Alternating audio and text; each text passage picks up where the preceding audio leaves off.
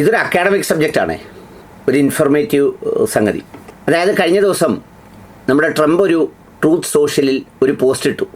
Iran US ഡീലിനെ സംബന്ധിച്ച ചില അന്തിമ തീരുമാനങ്ങൾ വളരെ പെട്ടെന്ന് എടുക്കും, ഞാൻ സിറ്റുവേഷൻ റൂമിലേക്ക് പോവുകയാണ് എന്ന് പറഞ്ഞാണ് അദ്ദേഹം അതിട്ടത്.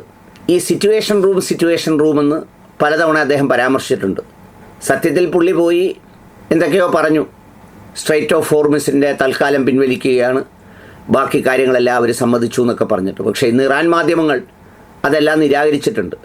നുണയും സത്യവും ചേർത്തൊരു മിശ്രിതമാണ് പുള്ളി പറയുന്നത്. ആണവായുധ സംഗതികളെക്കുറിച്ചോ സ്ട്രൈറ്റ് ഓഫ് ഹോർമുസിനെ സംബന്ധിച്ചോ ഒന്നും ഞങ്ങളൊരു തീരുമാനം എടുത്തിട്ടില്ല.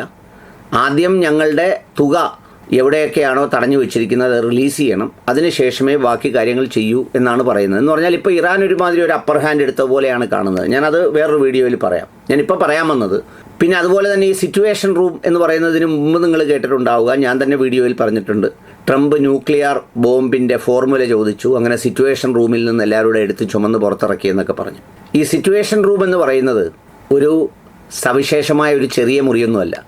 സിറ്റുവേഷൻ റൂം എന്ന് പറയുന്നത് 1962 63 നിക്സന്റെ കാലഘട്ടത്തിൽ വാഷിങ്ടൺ DC പ്രസിഡൻറ്റിൻ്റെ ഔദ്യോഗിക വസതിയിൽ ഉണ്ടാക്കിയിട്ടുള്ള ഒരു ഭൂഗർഭ അറയുടെ പേരാണ് സിറ്റുവേഷൻ റൂം. ആ situation room 5200 square feet area ഉണ്ട്. 5200 സ്ക്വയർ ഫീറ്റുള്ള ഒരു വീട് നിങ്ങൾക്ക് സങ്കല്പിക്കാമല്ലോ. 5200 സ്ക്വയർ ഫീറ്റുള്ള ഒരു സംവിധാനം, അതിനകത്തൊരു ബ്രീഫിംഗ് റൂമുണ്ട്, മീറ്റിംഗ് റൂമുണ്ട്, ഒരു ഹൈടെക് കമാൻഡ് സെൻറ്റർ എന്നൊക്കെ വേണമെങ്കിൽ പറയാം. എന്ന് വെച്ചാൽ എല്ലാ ആധുനിക സംവിധാനങ്ങളോടും കൂടി ലോകത്താരുമായി ആശയവിനിമയം നടത്താൻ കഴിയുന്ന എല്ലാ സാങ്കേതിക വിദ്യകളും, അതോടൊപ്പം തന്നെ അമേരിക്കയുടെ കമാൻഡർമാരുമായി നേരിട്ട് സംസാരിക്കാവുന്ന പ്രസിഡൻറ്റിനുള്ള സംവിധാനം ഒക്കെ അടങ്ങുന്ന ഒരു മുറിയാണ് ഒരു ഭൂഗർഭ അറ. ഈ 1961 നിക്സണിൻ്റെ കാലഘട്ടത്തിൽ പണി തുടങ്ങി പൂർത്തിയാക്കിയത്. 5200 സ്ക്വയർ ഫീറ്റാണുള്ളത്. ഇതെന്തുകൊണ്ടാണ് ഇങ്ങനൊരു സംഗതി പൂർത്തിയാക്കിയത് എന്ന് പറയുമ്പോഴാണ് അതിനേക്കാൾ രസകരമായൊരു കാര്യം വരുന്നത്. ബേ ഓഫ് പിഗ്സ് എന്ന് പറയുന്ന ഒരു ഓപ്പറേഷൻ 1961 നിക്സൺ നടത്തിയായിരുന്നു ക്യൂബയിൽ. പന്നികളുടെ ഉൾക്കടൽ എന്നാണ് അതിൻ്റെ മീനിങ്. സംഗതി എന്താണെന്ന് വെച്ച് കഴിഞ്ഞാൽ ക്യൂബയോട് ഒട്ടും താല്പര്യമില്ലാതായല്ലോ അമേരിക്കയ്ക്ക്.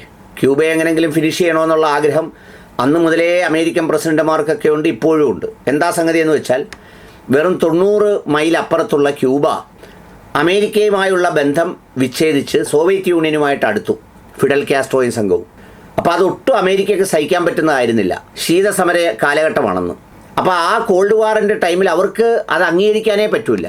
അപ്പോഴാണ് ഈ നിക്സന്റെ കാലത്ത് CIA ഒരു വലിയ പദ്ധതി ആസൂത്രണം ചെയ്തത്. അതിൻ്റെ പേരാണ് ബേ ഓഫ് പിഗ്സ് എന്ന് പറയുന്നത്, അഥവാ പന്നികളുടെ ഉൾക്കടൽ എന്ന പേരിൽ ഒരു ദ്വീപ് പോലെ നിൽക്കുന്ന ക്യൂബയെ വെറുമൊരു പന്നി, മനുഷ്യക്കൂട്ടങ്ങളല്ല, അവിടെ പന്നിക്കൂട്ടങ്ങൾ ഉള്ളതുപോലൊരു പേരിട്ടൊരു ഓപ്പറേഷൻ നടത്തി. അതിലെന്താ ചെയ്തതെന്ന് വെച്ചാൽ ക്യൂബയിൽ നിന്ന് വന്ന കുറേ ആളുകളെ തിരഞ്ഞു പിടിച്ച് ഒരു സമൂഹത്തിന് പരിശീലനം കൊടുത്തു, വർഷങ്ങൾ പരിശീലനം കൊടുത്ത് അവരെ ഒരു ആംഡ് ഫോഴ്സ് പോലെ ആക്കിയിട്ട് അവരെ പെതിയെ ക്യൂബയിലേക്ക് ഓപ്പറേഷന് വേണ്ടി ഈ ദ്വീപിലേക്ക് കടൽ മാർഗം അയച്ചു.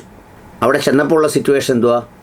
ഫിഡൽ കാസ്ട്രോ ഇത് മുൻകൂട്ടി മനസ്സിലാക്കി ഇനി വാടാ മക്കളെ എന്ന് പറഞ്ഞ് സ്നേഹത്തോടങ്ങ് പിടിച്ച് ഒരു 10, 150, 200 പേരെ കൊന്ന് ബാക്കിയുള്ള ആളുകളെയൊക്കെ ജയിലിലിട്ട് പിന്നെ ഘട്ടം ഘട്ടമായി തൂക്കിക്കൊന്ന്. ഇതുപോലൊരു നാണക്കേട് അമേരിക്കയ്ക്ക് ഉണ്ടാവാനില്ല. അന്ന് ക്യൂബയെ പോലൊരു ചെറിയ രാജ്യത്ത് വലിയ ആസൂത്രിതമായി ഈ പരിപാടിയെല്ലാം നടന്നപ്പോൾ ആ വിവരങ്ങളെല്ലാം ചോർന്ന് പുറത്തുപോയി. ഇതെല്ലാം ഫിഡൽ കാസ്ട്രോ അറിഞ്ഞ് അതിനുവേണ്ടിയുള്ള മറുതന്ത്രങ്ങളെല്ലാം ഒരുക്കി റെഡിയാക്കി നിന്ന് അവരെ ഉന്മൂലനം ചെയ്തത് പ്രസിഡൻറ്റ് നിക്സൺ അടക്കം വലിയ ആക്ഷേപമായി, അമേരിക്കയ്ക്ക് വലിയ നാണക്കേടായി. ഏതാണ്ട് ഇപ്പോൾ ഈ ഇറാൻ യുദ്ധത്തിൽ പറ്റിക്കിടക്കുന്ന പോലെ വല്ലാത്ത നാണക്കേടായി.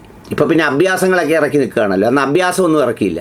ആ സന്ദർഭത്തിലാണ് ഈ പരാജയപ്പെട്ട ഓപ്പറേഷൻ പരാജയപ്പെടാൻ കാരണം വളരെ ഗൗരവമായി ആലോചിച്ച കാര്യങ്ങൾ പ്രസിഡൻറ്റിൻ്റെ ഔദ്യോഗിക വസതിയിൽ നിന്നും വൈറ്റ് ഹൗസിൽ നിന്നും ഒക്കെ ചോർന്ന് പുറത്തു പോയി.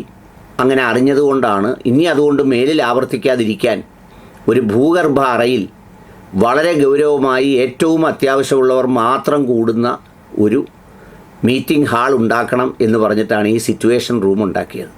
ആ സിറ്റുവേഷൻ റൂമാണ് ട്രംപ് ഇടയ്ക്കിടെ ഇങ്ങനെ പറഞ്ഞുകൊണ്ടിരിക്കുന്നത്. ആ സിറ്റുവേഷൻ റൂമിലിരുന്നാണ് ട്രംപും പണ്ട് നമ്മുടെ ഒസാമ ബിൻ ലാദനെ വധിച്ചതൊക്കെ പ്രസിഡൻറ്റ് ഉറക്കമൊഴിഞ്ഞിരുന്ന് കണ്ടു എന്നൊക്കെ പറയത്തില്ലേ, അതുപോലെ ഇറാൻ ആക്രമിച്ചത് പ്രസിഡൻറ്റ് കണ്ടു എന്നൊക്കെ പറയുന്നത് ഈ സിറ്റുവേഷൻ റൂമിലിരുന്നാണ് അതൊക്കെ കാണുന്നത്. അതിൻ്റെ പേരാണ് സിറ്റുവേഷൻ റൂം. ഇത് ആർക്കും ആക്സസ് ചെയ്യാനോ ആക്രമിക്കാനോ കഴിയാത്തത്ര സുരക്ഷിതത്വത്തോടെയാണ് ഇത് ഉണ്ടാക്കി വെച്ചിരിക്കുന്നത്. അപ്പോൾ അതുകൊണ്ട് ഇനി സിറ്റുവേഷൻ റൂം എന്ന് പറയുമ്പോൾ ഏതെങ്കിലും തരത്തിലെ എവിടെയെങ്കിലുമൊക്കെ നമ്മൾ ട്രാൻസ്മിറ്റർ വെച്ചേക്കുന്ന മുറി പോലെ ഒരു മുറിയല്ല. ഇത് വളരെ എല്ലാ സൗകര്യങ്ങളുമുള്ള ഒരു ഭൂഗർഭ സൗധം ആണ് ഈ സിറ്റുവേഷൻ റൂം.